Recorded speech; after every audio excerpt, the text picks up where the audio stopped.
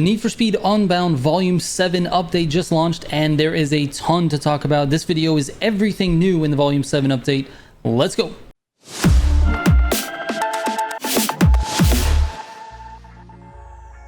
All right, let's get straight into it because there is a lot to talk about in this video. So let's talk about the two brand new modes that we got with this update, the drag mode and the drift mode. I'm just going to give you my first impressions of it. We haven't had a ton of time to play in it, just a couple of hours, and I've been playing both drag and drift, so I have some thoughts. Let's talk about the drag first because that's a mode that I was super excited to play. I'm a huge fan of the Underground 2 and Underground drag racing where there's lane switching and perfect shifting and perfect launch and all this. And so I was excited to see how they adapted this to a modern day Need for Speed.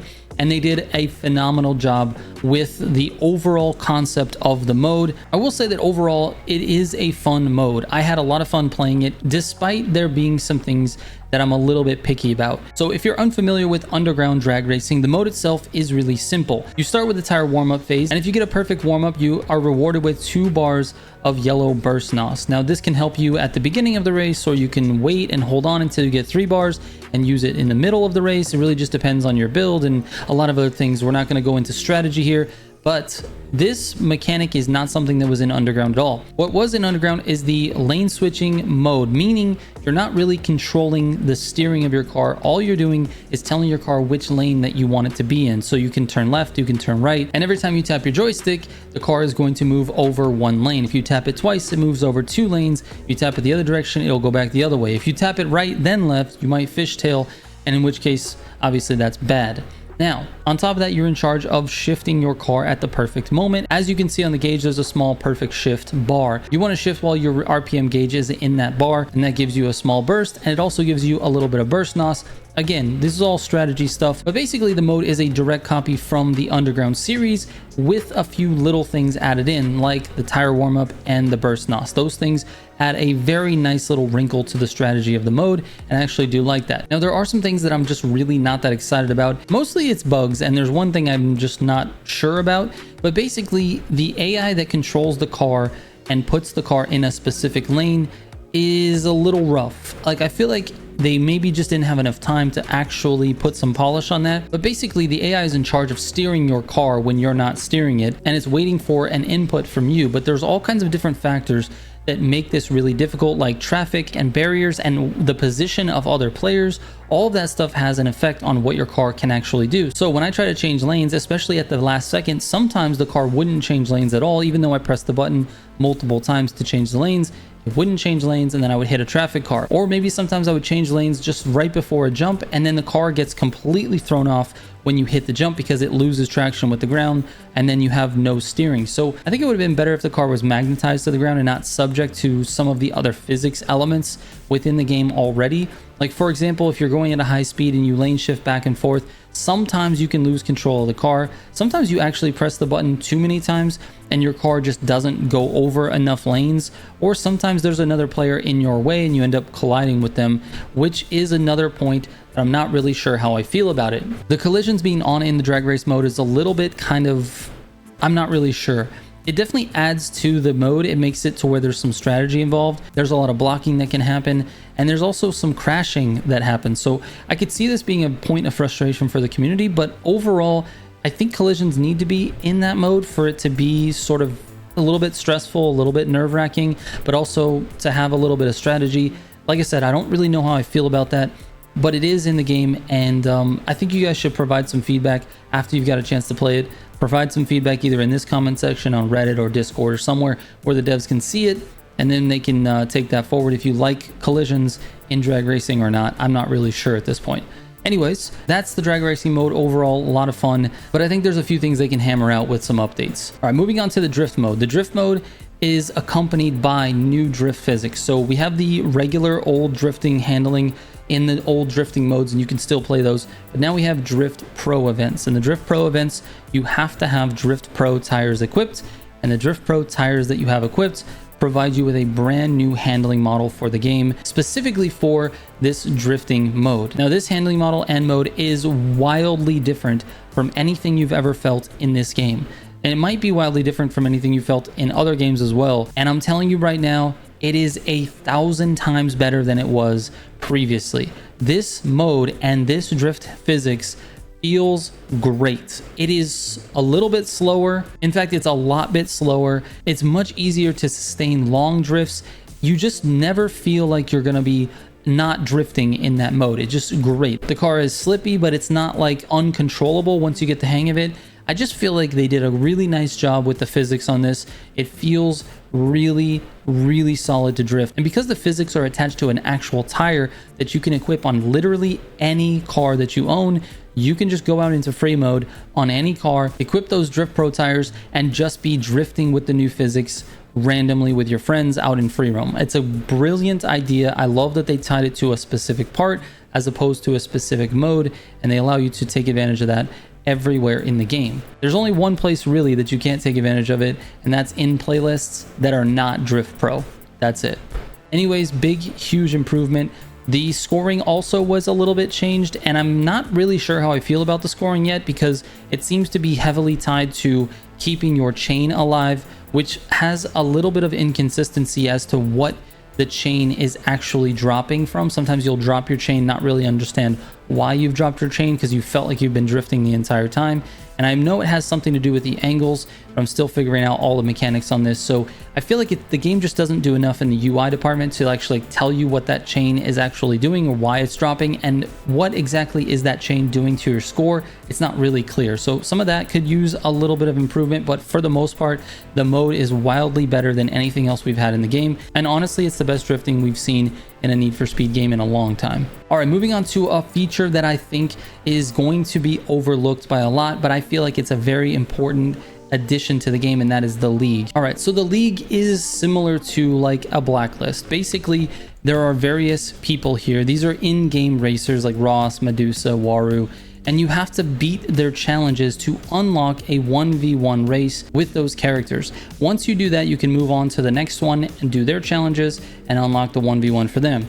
Now, each of these 3-pack of racers unlocks each week until you have all of them unlocked, and there's a community challenge that is to wreck 3 million cops in free roam, which doesn't go live until next week. Once it is, we have to wreck 3 million cops as a community. Once we do that, we get Racer X that appears, and we have the ability to challenge him to a race and maybe get another car there. So this is sort of a free roam activity mode. This is something that's like very single player, but it actually is in the multiplayer, and I love it. I think this adds another layer of something to do every single week with the game.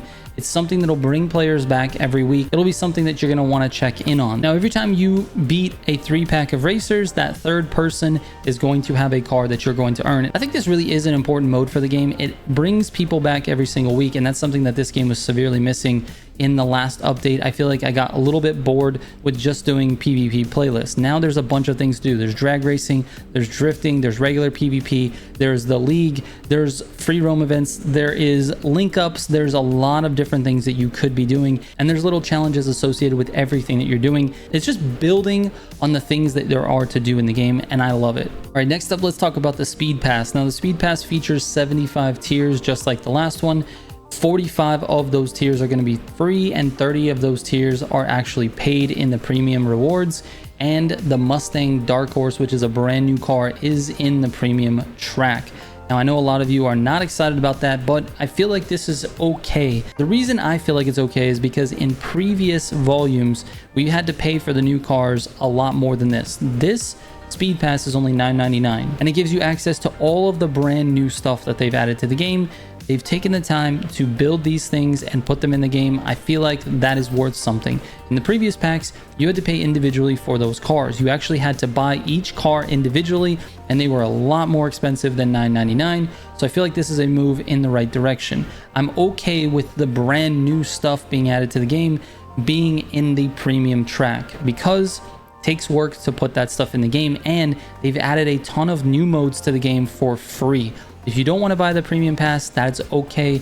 You still have access to all of this free content without having to buy that. So from my perspective, I want to support the game. I want them to continuously update the game, and for them to do that, they have to be making money. So I'm going to buy the premium pass. If you guys don't want to, that's okay. But I do think if you like the game and you like the free content that they're putting out, I think it's worth considering buying that premium pass. Of course, if your finances can allow it. Anyways, let's take a look at some of the other premium rewards. The turbofan wheels with the digital gauge on it, amazing, dude. Absolutely amazing. Driving effects that tear up the road like this when you're driving, that is super cool. It's something new and different. I absolutely love it. Again, LED rims, I love the idea of this, and this is a car that's spinning around the rim. It's just cool. Really, really cool. Another driving effect, just amazing. Absolutely amazing. And of course, we've got some LED license plates with the Underground 2 logo on it. This is a great addition to the game and definitely worth being in the premium track. At level 30, you can get the BMW M3 competition for free. It is a free car. All you have to do is level up your speed pass to level 30 and you've got the new BMW.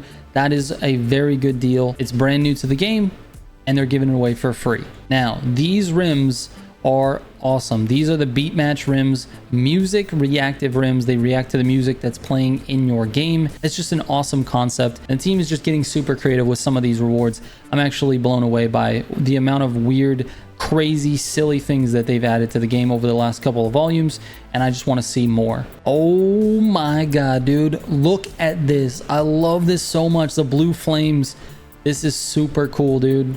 This is super cool. It's a new driving effect. That is great. Absolutely great. They've actually added spinners to the game, dude. That is amazing. Now, these are just turbofans with LEDs on them. They're like the LED screens, but dude, the ability to add a spinning rim to the game, it's just, this is classic, dude. This is so underground. This is so early 2000s. Absolutely love it. And of course, the very last reward in the Speed Pass is the legendary custom kit for the Ford Mustang Dark Horse. It is a drag race with a big blower out the hood. It's got the 1990s stock car writing on the window to let you know that it's going to be in a drag race. The big drag race tires, the big slicks, and of course the parachute with the drag race wing. Dude, just classic, bro. It looks so good. And you know what? I'm actually really glad they did. I was a little unsure about the Mustang in the game, but I'm glad they added it. It looks so good, and I'm going to be using this for drag racing. Hopefully it's really good. It's going to depend on the build, but dude, I'm going to use it for sure anyway because it's just sick. All right, just a quick recap of what you can get in the Speed Pass for free. Remember, 45 tiers are free, 30 tiers are not free. The 45 free tiers, you get the brand new BMW M3 competition touring, you get the body kits for the M3 competition touring, you get the custom underground dragster BMW M3, you get character skins for Anechka, Boost, and Waru, and then you get certain cosmetics. You get the rims from Equipped, Rotiform, and more. And then you've got a host of other little things that are not super important, but basically 45 tiers to unlock in the free pass. For the premium pass, you get 30 tiers. You get the Ford Mustang Dark Horse and all of its body kits. You get the Speed Hunters Edition, which is a drag version of the Dark Horse. You get a Speed Hunters Edition M3 competition, which is a drift version of that. You get an underground drifter Ford Mustang Dark Horse. You also get the Need for Speed Legends custom, which is Melissa's Eclipse, and you get the music reactive customization parts, the LCD license plates and rims, and then the signature style visual effects, which are those flames that are across the road, which are the rip 'em up and burn 'em up ones where the road kind of crumbles, and then the fire in the two different colors. Again, 30 total tiers to unlock in that premium pass, and to me it's absolutely worth it, especially if you're going to be playing the game. It's worth picking up just to support the devs on this one. All right guys, to close out this video, I just want to talk about the overall experience of playing Unbound. With the new modes of Volume 7, this game has really changed in terms of its overall experience. There's a lot more to do in this game. There's all of the things that you used to be able to do, which is a PvP playlist and the link ups and all the free roam activities, but now you've got 2 additional modes with this volume, and you've got the League. And the League edition is actually really cool because this gives you a reason to come back and play every single week, and it's not a competitive mode. This is something that's co-op. This is something that the community can work on together, and I think this is a great addition to the game. In addition to that, you've got all of these new customization options. You've got the 2 new cars. You've got all of the different custom versions of these cars. I just think overall the game is in a very good state, and moving forward it's going to be in a better state. Now, that's not to say there aren't bugs. There are definitely things that I think the team can fix, and I think they will fix it in time.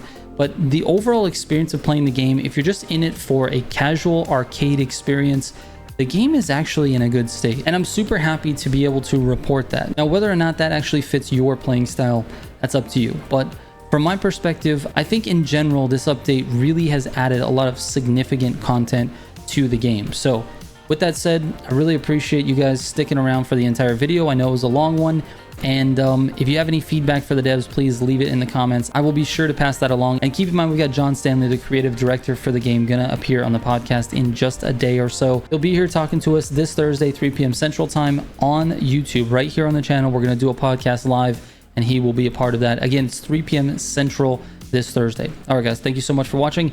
I really appreciate it. I will catch you on the next one. Trigger out.